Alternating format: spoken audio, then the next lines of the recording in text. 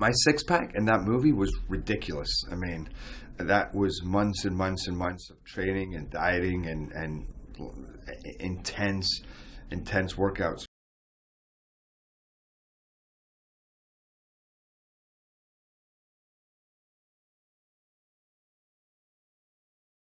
What's up, guys? Derek, moreplaysmoredates.com. Today we're going to be talking about Gerard Butler's body transformation for the movie 300. This is a super iconic movie with some of the most notable physiques in any movie in the past couple decades at least.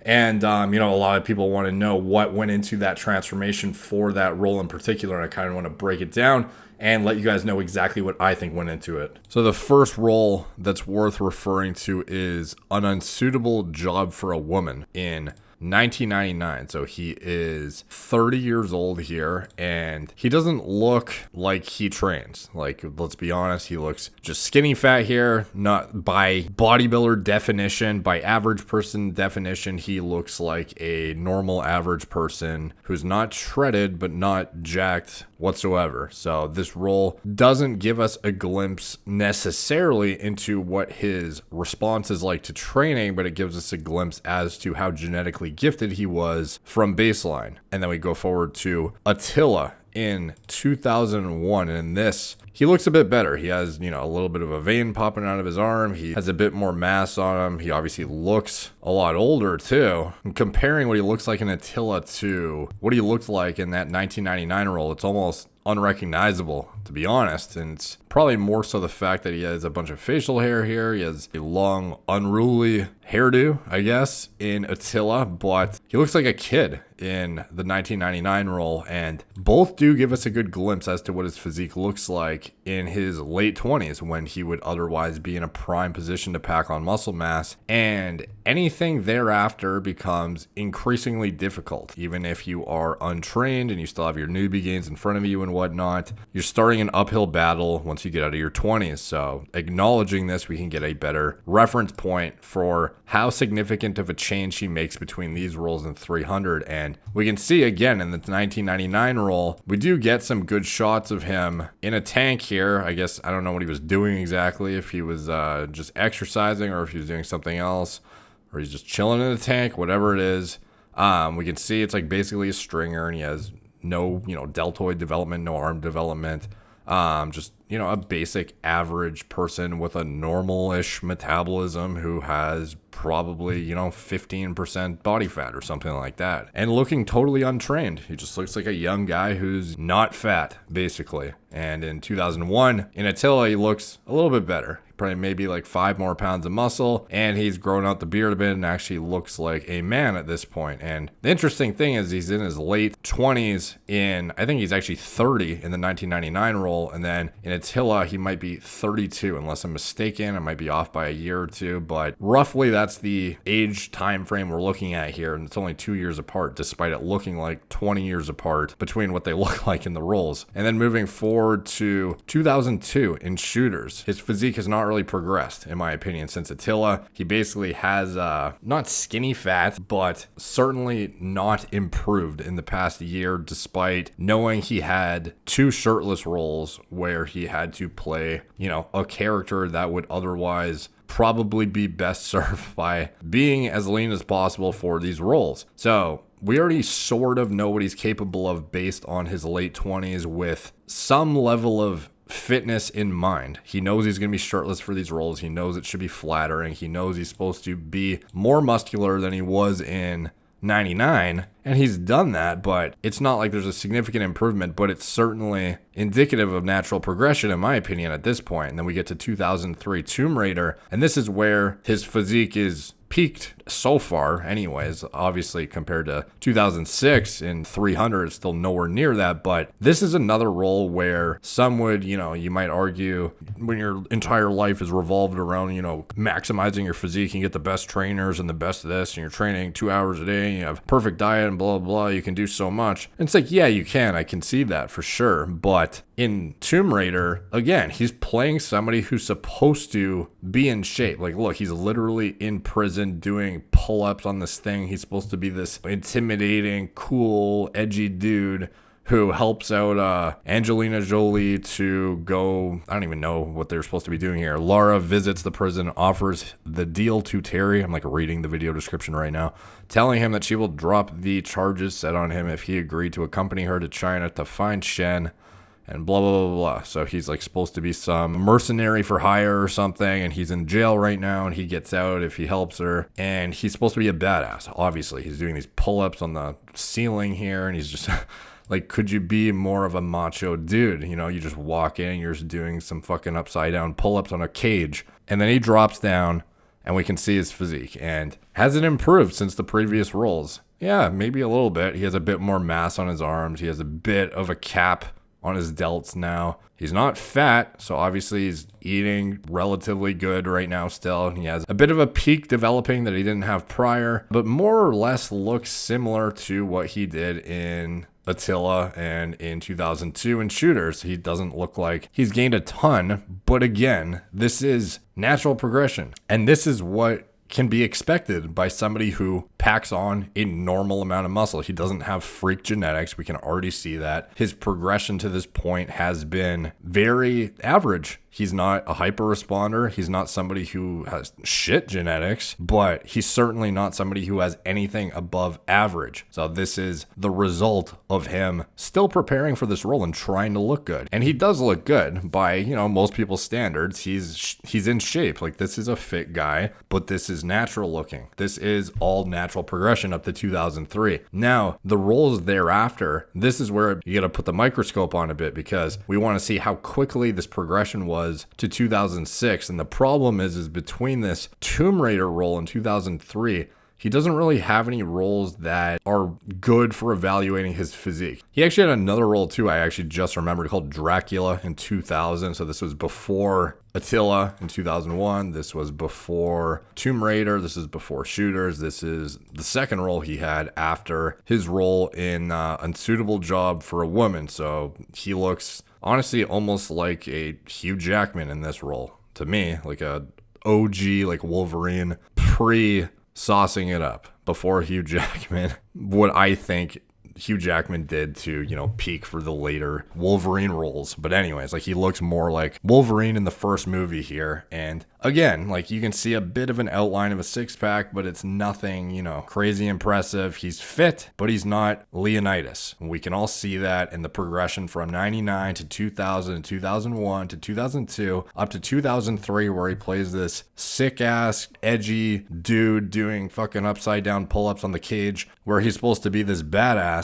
He hasn't really gained more than maybe 5 to 10 pounds of muscle, realistically, which is perfectly reasonable for a natural who's probably not going way out of their way to consistently stick to a dedicated regimen year round. He's probably peaking for these roles and preparing for a few months, trying to get in shape for them. He makes a little bit of progress. He gains a few pounds of muscle, and then 2 steps forward, 1 step back for these 4 years, where he's kind of just like peaking and then going back to normal. And obviously he's not somebody who tries to maintain a peaked physique year round, because you can just see him on, you know, red carpets and paparazzi images and whatnot. Like, he's never even close to what he was in 300. And even in between these roles where he has all these shirtless scenes where we all know you're going to try and look fucking good for a shirtless scene, he just still doesn't look anywhere near 300, even though he's obviously aware he's going to have to try and get in shape to show off a great physique for these roles. And objectively, these are good physiques, but again, it's very obvious it's natural. And now moving forward into 2004, 2005, like I mentioned again before I got a bit off track there, is the microscope needs to go on a bit more intensely now, where we look at some of these roles that are much less well known and the content from them is a lot harder to find. So anyways, I was looking at The Game of Their Lives in 2005 and Phantom of the Opera in 2004, and I was actually looking at the filming dates, and it actually turns out the Phantom of the Opera movie was actually filmed later than The Game of Their Lives, even though The Game of Their Lives got released in 2005, which was only 1 year prior to 300, and 300 was filmed mid 2005 to the end of 2005. So Phantom of the Opera is the closest closest, or at least one of the closest ones, but the closest one I actually have any usable footage whatsoever to compare his physique is in The Game of Their Lives. And here I can see a picture of him from the movie where he's playing a soccer player and he's not shirtless, but you can still see him in a tight shirt with the cuff hugging his arm. You can see the side of his arm here. You can see he hasn't gained any mass. This guy is the same body composition as he has been for the past 6 years prior at this point. So, or however long it's been since the 99 roll relative to the filming date of this movie. I suppose it might be, it depends when the 99 roll was filmed, but you know, roughly that time frame. So how much has he really gained in this time frame? Maybe 5 to 10 pounds at most. And that's only using the 99 roll as a baseline gauge too, where he looks the most thin of all of them. Going from Attila up to here, he hasn't changed whatsoever. So going all the way upwards of early 2004, we know he's nowhere near what he looked like as Leonidas. And now we finally get to 2006, where he plays Leonidas and he peaks his physique, and he very well represents, I think, Leonidas in this role and looks the part for sure. His crazy muscular, has a deep six-pack, even though it is all definitely enhanced with makeup, in my opinion. And I think the entire cast, you can see clear as day that their six-packs aren't necessarily indicative of the body fat percentage that the rest of their body has. These guys are walking around with love handles, at least some of them are. They're walking around at like 15+% body fat and somehow have deep ab cuts like a guy who's 8-9%. Not all of these guys are in as good of shape as Gerard Butler is. They are in good shape, don't get me wrong, but to use their ab definition as a gauge for how jacked they are in this movie is a bit misleading, because there's certainly enhancement going on there in some capacity. These guys are in shape, but they do have a lot of assistance with shadowing and makeup, and however they're doing it, we can just tell by looking at the amount of fat they're holding on their back, their love handles, their midsection area around the abs, that they're not necessarily single-digit body fat percentage, despite having ab cuts that a guy at like 8-9% would probably have. So, but with that being said, Gerard he's in shape. He's like striking distance of single digits, and he looks like he's weighing at least 20 to 25 pounds of lean mass more than he was in his roles in 99, 2000 in Dracula, 2001 in Attila, 2002, 2003 in Tomb Raider, 2004, 2005. He's just blowing all those roles out of the water, despite all those years prior him having shirtless scenes in those movies and looking nowhere near what he does as Leonidas in 300. So off the bat, it's already pretty suspect, but getting into the details behind his regimen, we can get a bit more insight as to how realistic this could be in regards to if it's natural or not. At some points, I was training 4 hours a day in the gym. I had two trainers, two separate trainers. I don't know what I was thinking. It was 8 weeks of training. How'd that go about? I'm sorry, not 8 weeks for me. It was 7 months for me. Because yeah, I mean, that's the thing. I think after 8 weeks, and I could have got in pretty good shape, but after 7 months, that's how you get like I did eventually, because you just keep stepping over little barriers where you think, okay, I would honestly think, right, I can't get this. This is great, and then the next minute you'd be like, oh wow, I've surpassed that, and then you're enjoying it because you know I'll never be like this again. So you think, well, how much more can I push it? And that was the spark, the element. It was the mind conditioning. Gerard refers to how if he had a couple months or 8 weeks, he could have gotten pretty good shape, but the 7 months is what really pushed him over and like made this role and his body composition in this role so much better than what he could have done otherwise. And to me, this sort of elucidates the likely preparations he's taken for his past roles. Like I mentioned, he has done several movies now where he's had to peak for shirtless scenes. He's had to look as good as he can. I'm sure he's probably done these little 8-week burst preps for the scenes in Dracula, Attila, the Shooters movie, maybe the Tomb Raider movie, all those where he has to look at least like somewhat in shape and lean. I'm sure he did those couple month preps, but does an additional 5 months on top of that take you from what you look like in Tomb Raider to what you look like as Leonidas in 300 with a fucking shelf for a chest in comparison to somebody who looks like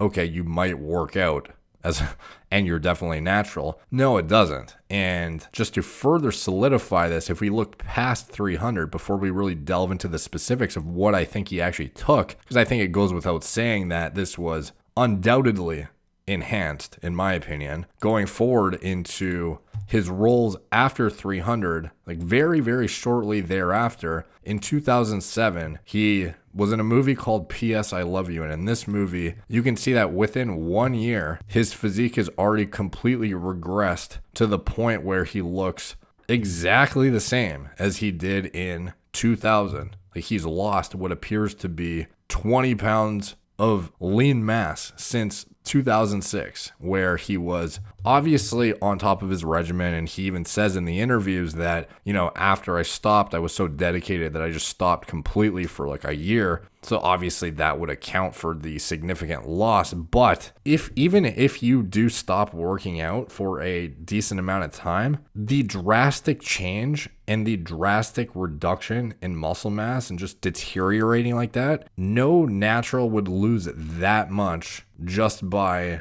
not training. The only way you would lose 20 to 25 pounds on your frame for the duration of your career, whereby you can only gain it for that specific time frame and it just falls off after, and you gain it and it falls off. Like, we know he's tried to get in shape for roles in movies moving forward. Like, he's done roles where he's had to be shirtless. He looked pretty, he didn't look bad in Law Abiding Citizen a couple of years later. He looked actually pretty decent, but he has, a saggier chest now. The abs aren't in. All the mass on the upper body is essentially gone. He is probably upwards of 15% body fat here. There were roles where he's had to get in shape again, perhaps not to the extent where you're trying to represent some, like historical figure where you have to be a leader and, lead the charge of like 300 Spartans and look like the most alpha human of like fucking history pretty much. But still, he's tried to look impressive in other roles where he didn't even come close. The only way you would lose this much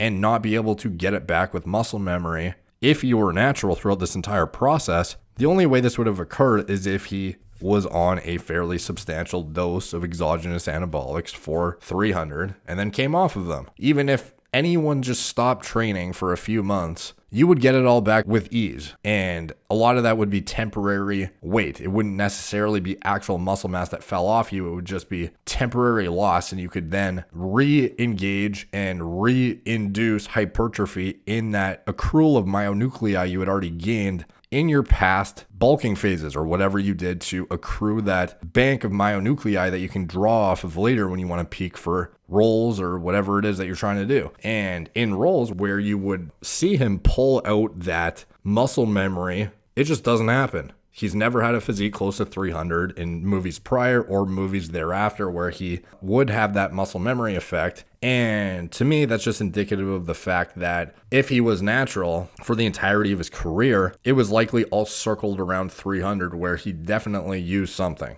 And I, without a doubt, think for at least 300 of his, I haven't seen all of his movies, but in 300 for sure is the main one we care about that we're actually looking at here, is 100% indicative of enhancement. And as far as what he used, again, referring to this 2007 movie where he has just completely fallen apart relative to his last movie. He's not trying to play a jacked guy. That's understood. It's obviously normal to not look as amazing as you did in the past, but just within a year, losing everything essentially, like losing, like what, going back to your 2001 look within months, where you had packed on 20 plus lean pounds, is just, there is no doubt that he is back to natural status, at least here. Because even if you gained fat and got a bit fluffy, you would still hold that muscle and be, muscular looking if you were still on the sauce afterwards. And I think he just came off and just, completely melted in this movie here. And moving forward to, again, Law Abiding Citizen, he looks pretty good. And some of these movies thereafter, he looks, respectable and he looks good. He has a good natural physique. But again, this isn't to take away from his hard work. The guy obviously busts his ass. He gets in shape for roles. He stays committed. He diets hard.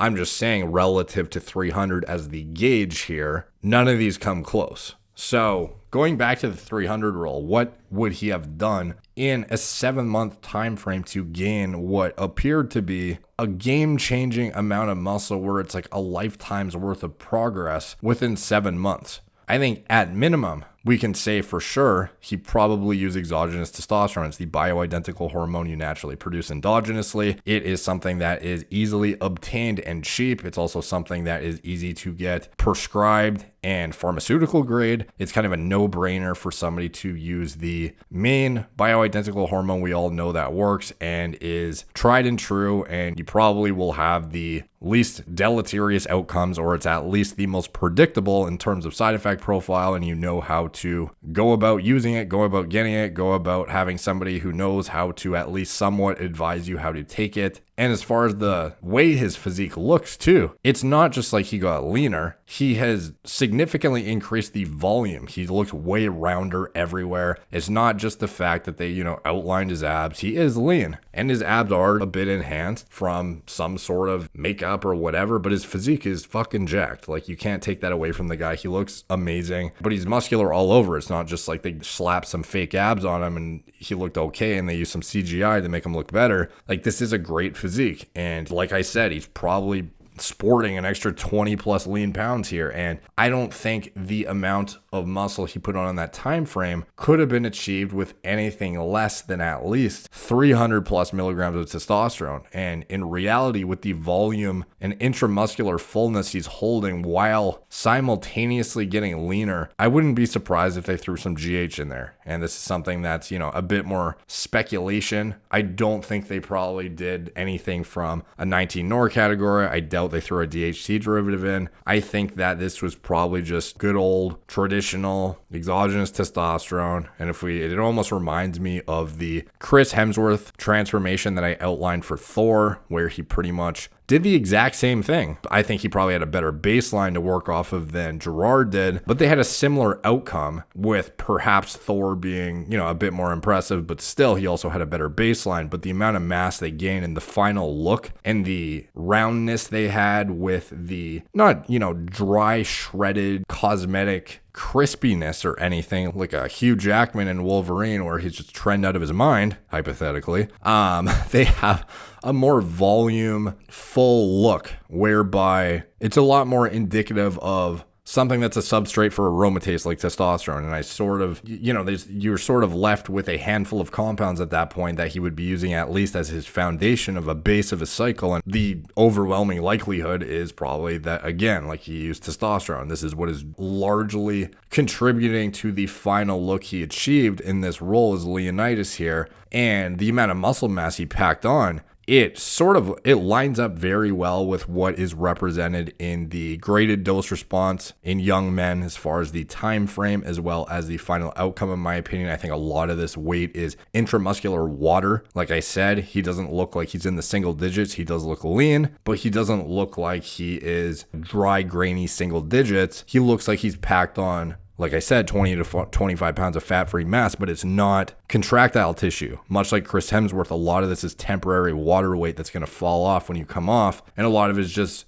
intramuscular nitrogen retention that's largely temporary and is driven by the compound as well as the intramuscular water. So how much of that's actual contractile tissue, it's kind of up for debate, but the amount of actual weight he gained, I could probably see it being 20 plus pounds. So a lot of what I presented in that Chris Hemsworth video, as well as the clinical study on graded dose response in healthy young men to exogenous testosterone, I think is really relevant to this because the outcome is largely the same. And I think testosterone has undoubtedly the best safety profile and clinical efficacy out of any human approved steroid. So it's just a no-brainer for Gerard to go to for what we can speculate is probably his actual first steroid cycle. And the look he has is very watery and full. Like I mentioned, it's not like he's ever been dry, but he's also never been single digit lean either. And in this movie, he's the closest thing he's ever been, but the look is very, very obviously watery. He doesn't have a crazy androgenic dryness to his physique either. And that full look is advantageous for appearing as big as possible. As Leonidas, though, he's supposed to be a commanding role. He's supposed to be the biggest, most jacked Spartan there. He's supposed to be intimidating. He's supposed to be a badass. He's supposed to be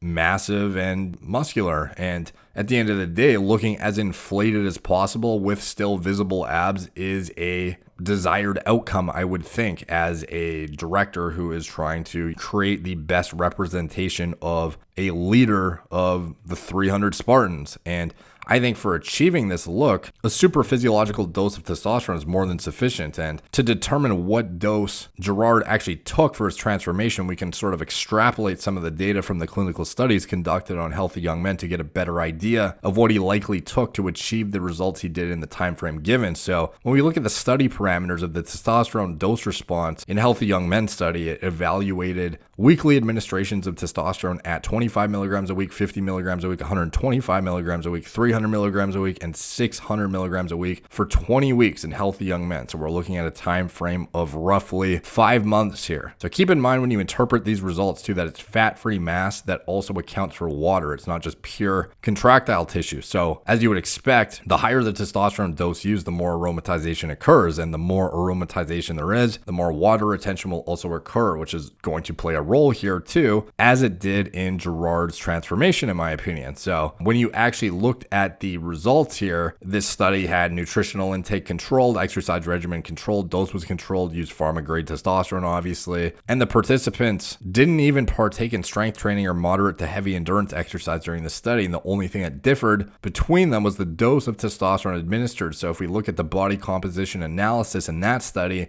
we can get a gauge that 125 milligrams is where things started to really trend up and we hit super physiological levels. And this is far lower than what I think Gerard used. I think at minimum, we're looking at the 300 milligram group. So in the 300 milligram group, fat-free mass increased by 5.2 kilograms. And in the 600 milligram group, fat-free mass increased by 7.9 kilograms. And that's just shy of 17 and a half pounds. So that means over the span of 5 months, healthy young men were able to gain 17.5 pounds of fat-free mass using 600 milligrams of testosterone with probably a subpar protein intake without even doing any weight training. So those two factors will significantly impair potential muscle accrual. We all know Gerard outlines his training regimen. He was training for 4 hours a day upwards in the gym, he said. Unfortunately, I often wish when I start training that I had kept it up the whole time. So for 300, I had a long lead in and then a long film. And for a lot of that time, I was training like 6 hours a day because I had 2 different types of personal trainer. And then all the stunt guys, sword, shield, spear. So it was pretty intense. And by the time, and then pumping, I kept pumping on set and training on set, working after work. So by the time I finished, I didn't want to step in a gym again for a while. And I pretty much managed the year.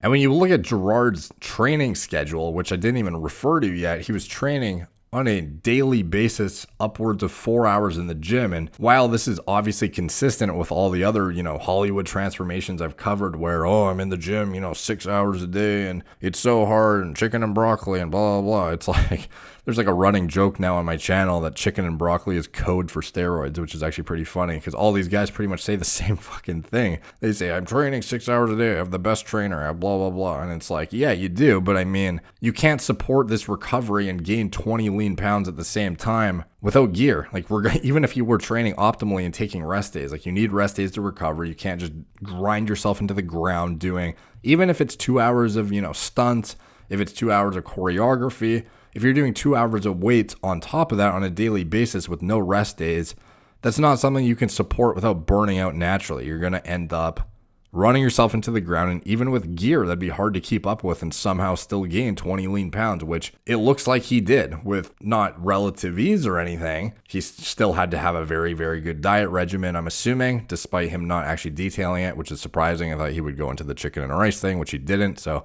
kudos to him, or at least perhaps kudos to his trainer if he didn't have the same idiots who tell you to just eat chicken and rice. But anyways, again, the 2 factors I outlined as far as in the study that I was just referring to, they didn't even train and they had subpar protein intake. So for somebody who's optimizing their outcomes in terms of Gerard, at least we know was training hard, we could expect with progressive overload that he's probably looking at potentially gaining 20 to 25 pounds of fat-free mass within that 7-month block with not relative ease again, like I said, but with it's reasonable to expect that he actually could have accomplished that with this much of a drug load in his body. So as a natural, is that achievable? No, it's not. In a 7-month time frame, you're not going to gain even 5 pounds of lean mass in that time frame if you've been training at all prior, which we've seen. He obviously has tried to get in shape. He's had several shirtless rolls, like I mentioned, to date, and this is the first roll where all of a sudden his physique has just exploded, despite the fact that he's not untrained, he's not a newbie. He's not going shirtless in these movies without at least trying to get in shape. He's tried to get in shape before, and it's been nowhere near this. So we can extrapolate the data from this study and draw it back to what I believe Gerard used and the duration of use. And what I think he did was probably in the ballpark of 400 to 600 milligrams of testosterone per week for the duration of his preparation. Perhaps he wasn't on it for 7 months straight, but I think at least for the majority of it, I think he probably was on at least that much testosterone, and you could perhaps speculate that he might have had something thrown on top of that, but the likelihood is, in my opinion, more likely than not that it was just a super physiological dose of testosterone, and this is the biggest he's ever been. He's never been even close to this. It's also the leanest he's been simultaneously with that size. And as far as if he's stacked anything on top of that, I think, it's definitely possible. Like I mentioned, there might have been some growth hormone or something, but to drive a bit more intramuscular fullness and create a bit of a cosmetic, more inflated look, and maybe perhaps for some lipolysis during those cardio phases that he mentioned. However, I think that the overwhelming likelihood is he stuck to testosterone monotherapy in a super physiological dosage of around 400 to 600 milligrams, which I think would line up with how much mass he gained in the time frame given. So at the end of the day, is this something that's realistic to expect as even somebody who's never stepped in the gym as an untrained natural in a 7-month time frame to go from what he looks like in Dracula, what he looks like in Tomb Raider, to what he looks like as Leonidas? No, it's impossible. Like, we can see what his physique looks like many times in the past prior to this role, at least a handful of times shirtless, where he has tried to get in shape, and we can use this as a gauge. And there's nobody who's exploding in 7 months to the point where they're going from average male to massive and lean, full as hell, round as hell, Leonidas, badass, leader of the 300 Spartans, and just looking absolutely nutty. So to me, in my opinion, again, this is all just speculation. In my opinion, at the end of the day, I think that it lines up pretty well with what we've talked about in the Thor video I did, as well as this study that I've referenced a handful of times to date. And I think it is what he did to prepare for 300. And I think the majority of his roles thereafter, as well as prior to that, were probably natural. And I think that his body composition throughout his entire career sort of just solidifies the glaring difference in his role as Leonidas. So take from that what you will. Let me know what you guys think in the comments down below. Your opinions are much appreciated and they help the algorithm. So regardless if you agree or disagree, your comments being put down help promote the video and get it to a new audience, put it on the recommended sidebar of other people's YouTube dashboards that may otherwise not see this content or see my stuff. So it's really appreciated when you guys like and comment. Please subscribe if you haven't, hit the notification bell, or else you won't get notified when I post. If you want to see my written articles that are more pharmacology intensive and aren't really centered around entertainment as much, they're more so for information and learning and education, I highly recommend you click on the mailing list button in the first link in the description below. It will get you signed up, so every time I publish an article, you'll get sent it immediately in your email, and you can read through them yourself, and they're far more elaborate with concise subsections, table of contents, as well as hyperlinks to all the clinical studies I reference in my videos that you can delve into further yourself for your own personal research. And in addition to that, if you want to support the channel, you can check out my turnkey nootropic and pre-workout formulas below, or any of the other companies I am affiliated with, and you can support the channel that way. Also follow me on Instagram at moreplates_more_dates, Facebook, Snapchat, BitChute, Twitter, TikTok, Apple Podcasts, wherever I am. Thank you guys for watching. Talk to you soon.